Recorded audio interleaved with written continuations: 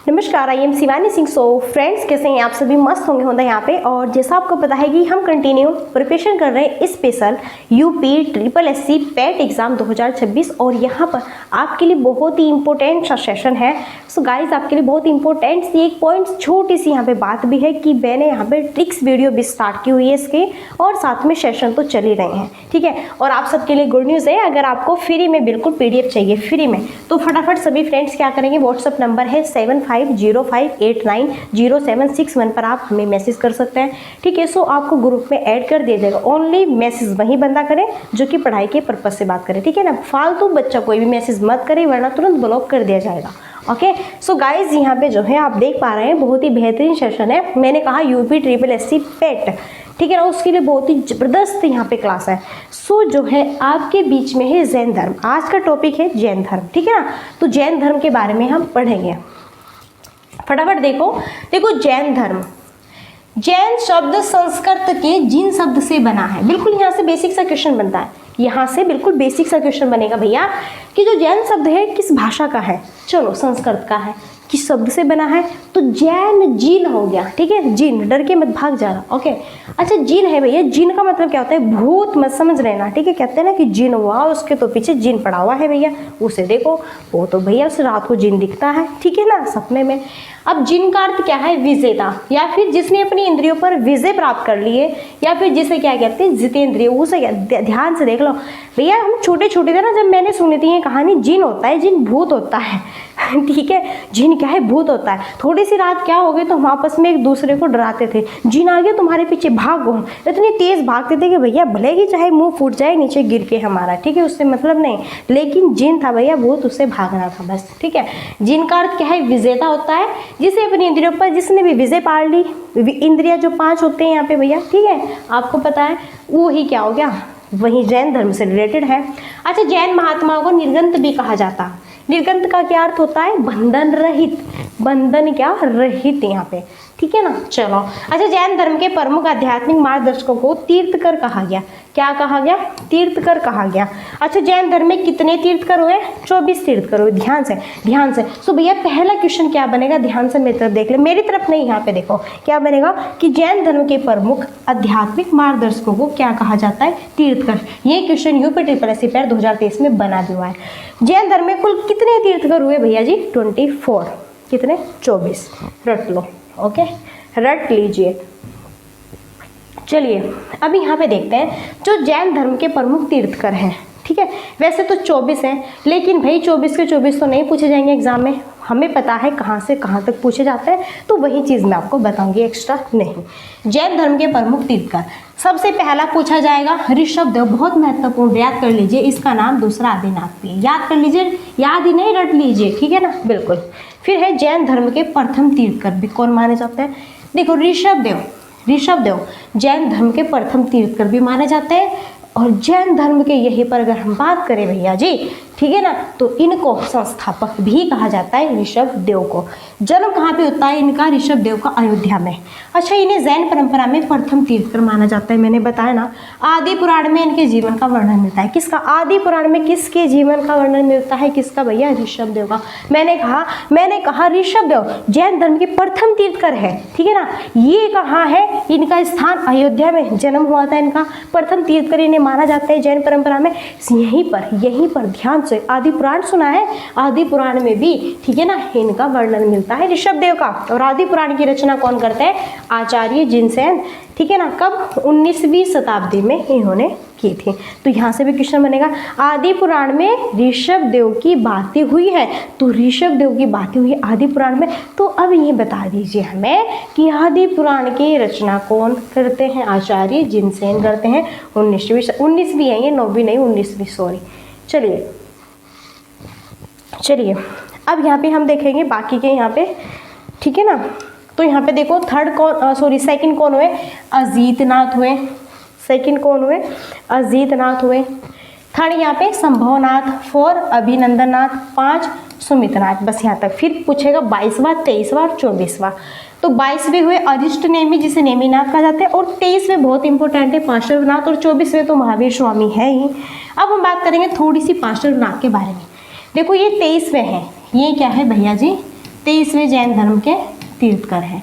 ठीक है, कौन? पार्श्वनाथ। देखो पार्श्वनाथ का जन्म कहाँ पे होता है? वाराणसी में। अच्छा, इनके पिता का क्या नाम है भैया? यहाँ पे राजा अशोक इक्ष्वाकु वंश के थे ये। यहीं पे पार्श्वनाथ को जैन ग्रंथों में पुरुषाग्नि भी कहा गया है। और ये यूपी ट्रिपल एस सी पेट के, ठीक है ना, 2023 एग्जाम में भी पूछा गया है क्वेश्चन। ठीक है, उनके समय के जैन साधु के लिए निर्गंत शब्द का क्या किया गया है? निर्गंत शब्द का प्रयोग मिलता है। सो गाइज फाइन, यहाँ पे सारी चीज़ें कंप्लीट है, आपके सामने है। ठीक है, लास्ट 23वां, लास्ट तो भैया महावीर स्वामी आएंगे, उनके बारे में तो लॉन्ग से चर्चा करेंगे। थोड़ी सी पार्श्वनाथ के बारे में चर्चा की, जन्म कहाँ पे हुआ, पिता कौन है इनके। ठीक है, इनको जैन ग्रंथ में पुरुषाग्नि भी कहा जाता है पार्श्वनाथ को, तो ये ध्यान रखना, थोड़ा सा छोटा सा। ओके जी, आगे बढ़ते हैं भैया। नेक्स्ट है, अब बात करें पार्श्वनाथ को झारखंड के गिरिडीह जिले के समेत पर्वत पर भी निर्वाण प्राप्त हुआ था पार्श्वनाथ को, ध्यान रखो। अब 24वें अंतिम तीर्थकर आते हैं महावीर स्वामी। चलिए, तो बिल्कुल आपका वेलकम है। महावीर स्वामी के बारे में हम बात करेंगे। महावीर स्वामी का मूल नाम क्या था? वर्धमान था, ध्यान रखो। ऋषभ देव और अरिष्ट नेमि, जिसे नेमिनाथ भी कहा गया, इसका उल्लेख ऋग्वेद में मिलता है। ये आपके लिए नोट है, ये नोट कर लीजिए। अभी कहेंगे कि मैम आप तो क्या बात है, महावीर के बारे में पढ़ाते पढ़ाते कहाँ ऋषभ देव और अरिष्ट नेमि में पूछ गए। तो जो ऋषभ देव और जो अरिष्ट नेमि है भैया, दोनों का उल्लेख ऋग्वेद में मिलता है। ये थोड़ा बीच में पॉइंट आ गया, आपको थोड़ा लुक देने के लिए। ओके, चलो अभी देखिए, हम बिल्कुल चर्चा करेंगे किसकी? महावीर स्वामी की। बिल्कुल महावीर स्वामी जी के बारे में चर्चा करेंगे। महत्वपूर्ण तथ्य है, जन्म कहाँ पे हुआ? जन्म कब हुआ? 540 ईसा पूर्व। कहाँ पे? कुंडल ग्राम में। कहाँ पे? वैशाली के निकट। कहाँ पर है? बिहार में है। बचपन का नाम क्या था? वर्धमान। इनके पिता का नाम सिद्धार्थ, ये ज्ञातक कुल के प्रमुख थे। माता का नाम क्या था महावीर की? त्रिशला, ये लिच्छवी शासक चेटक की बहन थी। पत्नी का क्या नाम है महावीर की? यशोदा। ठीक है, निर्वाण और मोक्ष कहाँ पे प्राप्त हुआ? पावापुरी बिहार में। निर्वाण की आयु क्या थी? 72 वर्ष थी। निर्वाण वर्ष परंपरागत रूप से 468 ईसा पूर्व। तो ये छोटे छोटे से पॉइंट्स हैं जो कि आप ध्यान रखेंगे महावीर स्वामी के बारे में पूरा निचोड़। अभी तो आगे भी मिलेगा भैया, आगे देखो। नेक्स्ट इनकी पुत्री का नाम क्या था? प्रियदर्शना, जिसे प्रियदर्शना। ठीक है, दामाद इनके जमाली हुए। जैन परंपरा महावीर के प्रमुख शिष्यों में माना जाता है। अच्छा, यहाँ पे महावीर स्वामी की कौन सी लैंग्वेज थी? प्राकृत भाषा में इन्होंने सभी अपने उपदेश दिए। गृह त्याग किया इन्होंने 30 वर्ष। देखो, गृह त्याग, घर छोड़ दिया अपना 30 वर्ष की आयु में। 30 वर्ष की आयु में भैया बंदे ने घर छोड़ दिया। यहीं पे बड़े भाई नंदीवर्धन की अनुमति से सांसारिक जीवन त्याग कर इन्होंने भैया सन्यासी यति बन गए महावीर स्वामी जी। कब छोड़ा इन्होंने अपने घर? 30 वर्ष की आयु में, ध्यान रखना। आगे भैया जी फिर क्या होता है?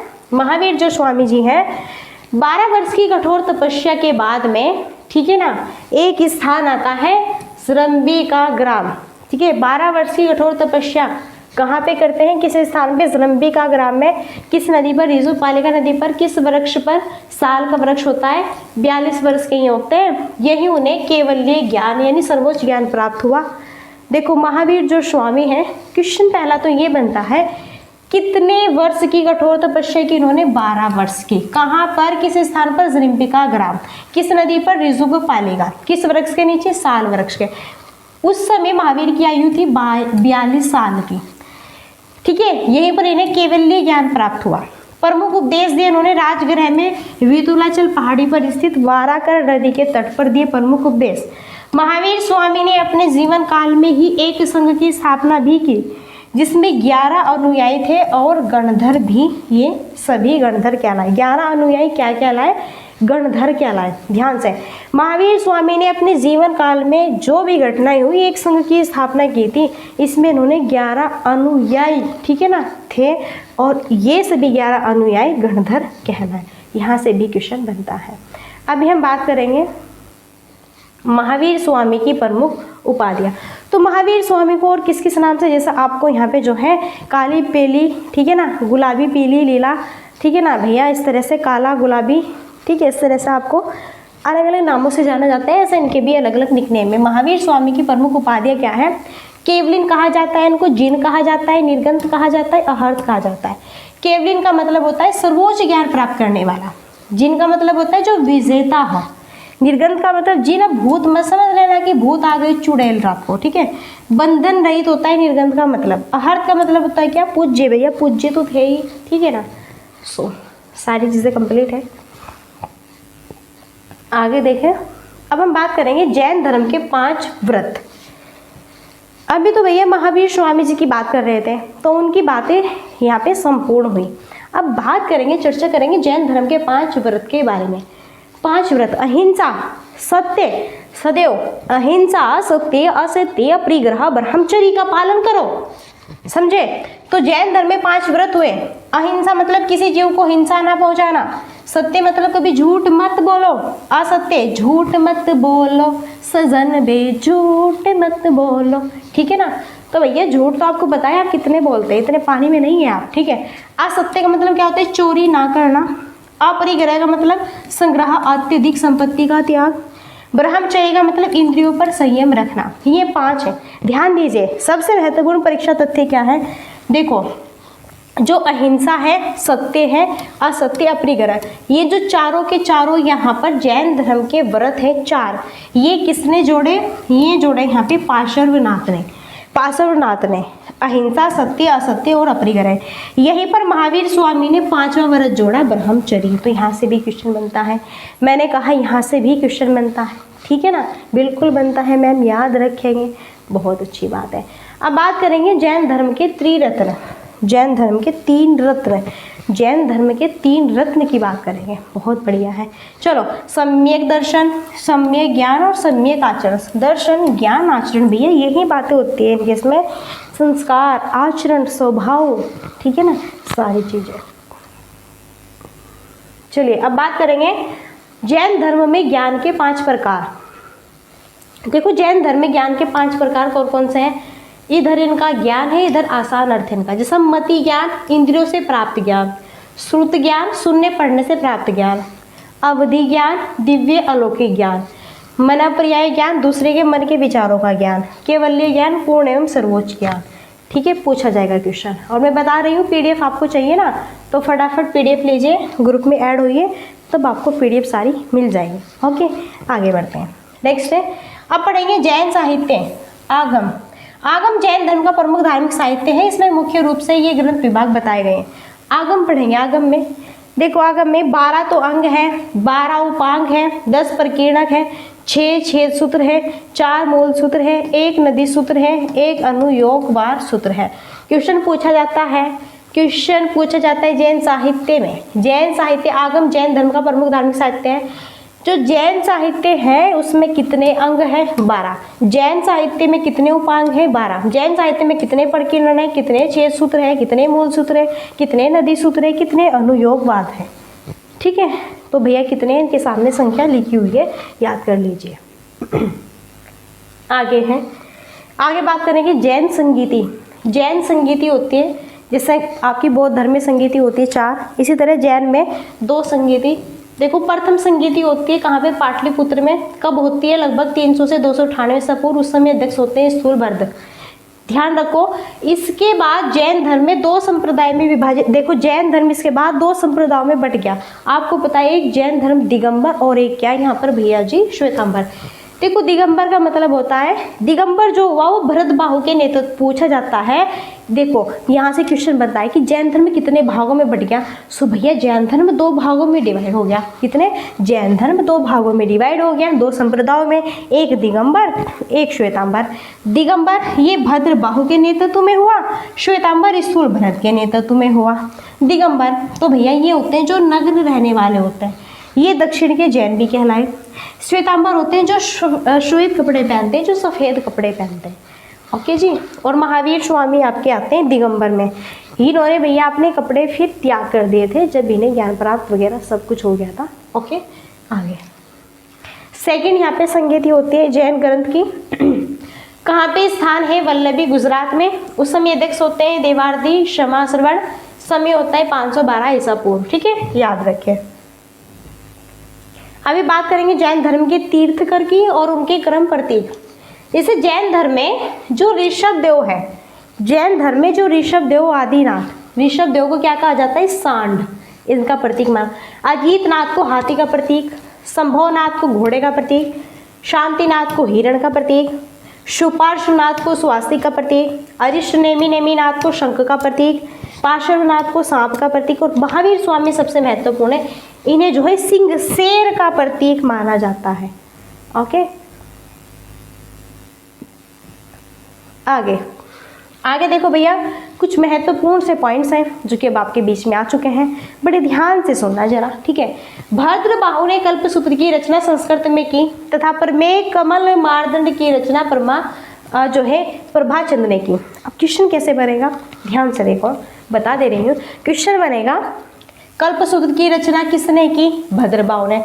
भद्रबाहु ने कल्पसूत्र की रचना किस भाषा में की? संस्कृत में। क्वेश्चन बनेगा फिर, प्रमेय कमल मार्तंड की रचना किसने की? प्रभाचंद ने की। परिशिष्ट पर्व की रचना किसने की? हेमचंद सूरी ने की। भगवती सूत्र महावीर स्वामी के जीवन पर आधारित है तथा इसमें कितने महाजनपद हैं? 16 महाजनपद का उल्लेख मिलता है। यहाँ पे आचाराग सूत्र में जैन भिक्षुओं के आचार नियम में विधि निषेध का उल्लेख है। यहाँ पे न्याय धम्म का सूत्र में ग्रंथ में महावीर स्वामी की शिक्षाओं का संग्रह मिलता है। इस तरह से कुछ छोटे छोटे बहुत ही महत्वपूर्ण पॉइंट्स हैं जहाँ से सीधा भैया लाइन टू लाइन क्वेश्चन उठाएगा और पूछेगा जैन धर्म किसमें विश्वास करता था? पुनर्जन्म और कर्मवाद में। पूछेगा जो न्याय धर्म का सूत्र है, इस ग्रंथ में महावीर स्वामी की शिक्षाओं का संग्रह है। जैन धर्म में कृषि और युद्ध दोनों वर्जित थी क्योंकि इससे जीवों की हत्या होती थी, हिंसा होती थी। पूछा जाएगा कल्पसूत्र की रचना किसने की? पूछा जाएगा प्रमेय कमल मार्तंड की रचना किसने की? पूछा जाएगा परिशिष्ट पर्व की रचना किसने की? पूछा जाएगा भगवती सूत्र महावीर स्वामी के जीवन पर आधारित है, इसमें कितने महाजनपद का उल्लेख मिलता है। सारी चीजें पूछी जाएगी, सारी चीजों को फटाफट दिमाग में सेट कर लीजिए। आगे देखो, पूछा जाएगा जैन धर्म के प्रचार के लिए पावापुरी में एक जैन संघ की स्थापना की गई थी। तो जैन धर्म के प्रचार के लिए जैन संघ की स्थापना कहाँ पर हुई थी? बहुत महत्वपूर्ण है, पावापुरी, ध्यान रखना। महामस्तकाभिषेक, क्या? महामस्तकाभिषेक जैन धर्म से संबंधित एक महत्वपूर्ण उत्सव है जो कि भगवान बाहुबली की मूर्ति के अभिषेक के लिए मनाया जाता है। यह उत्सव हर साल 12 वर्ष में एक बार कर्नाटक के श्रवणबेलगोला में आयोजित किया। यहाँ से क्वेश्चन बनेगा, यहाँ से कैसे क्वेश्चन बनेगा? यहाँ से और यहाँ तक कैसे याद रखें? महामस्तकाभिषेक ये जो है एक उत्सव है, एक क्या है? एक उत्सव है, एक त्योहार है जो कि जैन धर्म से संबंधित है, ठीक है, जो कि भगवान बाहुबली की मूर्ति के अभिषेक के लिए मनाया जाता है। ये उत्सव 12 साल में एक बार होता है। कहाँ पर, किस राज्य में? कर्नाटक, ध्यान रखो, कर्नाटक के श्रवणबेलगोला में, ठीक है ना, आयोजित होता है। यहीं पर माउंट आबू के दिलवाड़ा जैन मंदिर का निर्माण किसने कराया? चालुक्य शासक भीमदेव प्रथम के सामंत विमल शाह ने करवाया था। यहाँ से भी क्वेश्चन बनेगा। मैंने कहा लड्डू नहीं, जलेबी नहीं, बर्फी नहीं, बिल्कुल सोना हीरा चांदी है कंटेंट, ठीक है ना। तो पूछा जाएगा माउंट आबू के दिलवाड़ा जैन मंदिर का निर्माण किसने कराया था? किसका शासक था उस समय? चालुक्य शासक भीमदेव प्रथम के सामंत थे विमल शाह, ठीक है, इन्होंने कराया था भैया, याद रखना है। अभी बात करेंगे जैन धर्म को मानने वाले कौन कौन शासक थे। तो जैन धर्म को किसने माना? जैन धर्म को माना कलिंग नरेश खारवेल ने, अजातशत्रु ने माना, अमोघ वर्ष ने माना, चंद्रगुप्त मौर्य ने माना, उदयन और संप्रीति, इन सब ने जैन धर्म को माना। कर्नाटक में जैन धर्म का प्रचार प्रसार चंद्रगुप्त मौर्य ने किया था, ठीक है। 5वीं सदी में कर्नाटक में अधिक संख्या में जैन मठ स्थापित हुए जो कि बसदी, देखो जो जैन मठ होते थे, जैन मठ, इनको बसदी कहा जाता था। और गच्छा नामक संगठन का संबंध भी जैन धर्म से ही है, ठीक है ना। आगे देखो, बस थोड़ा सा बचा हुआ है, चलो ये है, बस इसको देख लो भैया जी, इसको देख लो।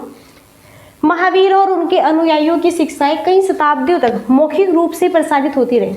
इन्हें लगभग 1500 वर्ष पहले लिखा गया था, जो वर्तमान में वल्लभी गुजरात में उपलब्ध है। देखो UPSSC बैट 2023 में ये क्वेश्चन कैसे पूछा गया है, मैं बता दे रही हूँ कैसे पूछा गया है भैया। पूछा गया है महावीर और उनके अनुयायियों की शिक्षाएं कई शताब्दियों तक किस भाषा में? तो मौखिक रूप से प्रसारित होती रही। कब? 1500 वर्ष पहले। दूसरा क्वेश्चन बना, लिखा गया था, जो वर्तमान में कहाँ पर है? तो ये कहाँ पर है? ये है वल्लभी गुजरात में, और ये पूछा जा चुका है क्वेश्चन। ओके जी, यही कहते हो कि कंटेंट ओनली वहीं मिलेगा जहाँ से क्वेश्चन भी बनते हैं। चलिए नेक्स्ट है, देखो सल्लेखना प्रथा और संथारा प्रथा। तो भैया जो जैन धर्म है ना, जैन धर्म, इनमें 2 प्रथा भी होती है। तो जैन धर्म में 2 प्रथा, एक होती है सल्लेखना प्रथा, एक होती है संथारा प्रथा। सल्लेखना प्रथा जो होती है यह सत प्लस लेखन से मिलकर बना है, जिसका अर्थ क्या होता है, अच्छाई का लेखा जोखा। इस प्रथा में उपवास द्वारा प्राणों का त्याग किया जाता है, ठीक है ना। सल्लेखना प्रथा होती है, इसमें क्या करते हैं, उपवास करते हैं, व्रत रहते हैं, और व्रत रहकर खाना पानी छोड़ के अपने जीवन को वहीं पर नष्ट कर देते हैं। संथारा प्रथा है, जब किसी भी व्यक्ति को लगता है कि वह मृत्यु के निकट है तो वह एकांतवास में, एक जगह एकांतवास में जहाँ पर कोई नहीं रहता वहाँ बैठ जाता है। अंजल बिल्कुल दोनों भैया जब छोड़ देगा तो खुद ही मर जाएगा। मौन व्रत धारण कर लेता है, इसके बाद में वह शरीर को त्याग देता था। मैंने कहा जैन धर्म में बहुत ही महत्वपूर्ण क्या हुई, 2 प्रथा हुई भैया जी। एक प्रथा का नाम क्या है, सल्लेखना प्रथा, एक प्रथा का नाम क्या है, संथारा प्रथा, ठीक है ना। इस तरह से ये 2 होती है। तो ये पूरा का पूरा जैन धर्म का जो यहाँ पे टॉपिक था ये अब हुआ कंप्लीट। तो चलिए फिर अब यहीं पर भैया हम मिलते हैं नेक्स्ट सेशन में। फटाफट जिसने अभी तक चैनल को सब्सक्राइब नहीं किया है फटाफट कर लीजिए, क्योंकि यहीं पर बेस्ट कंटेंट मिलेगा आपको। सो मिलते हैं नेक्स्ट सेशन में, और तब तक के लिए so thanks for watching, keep studying, bye, take care, जय हिंद, जय भारत, नमस्कार।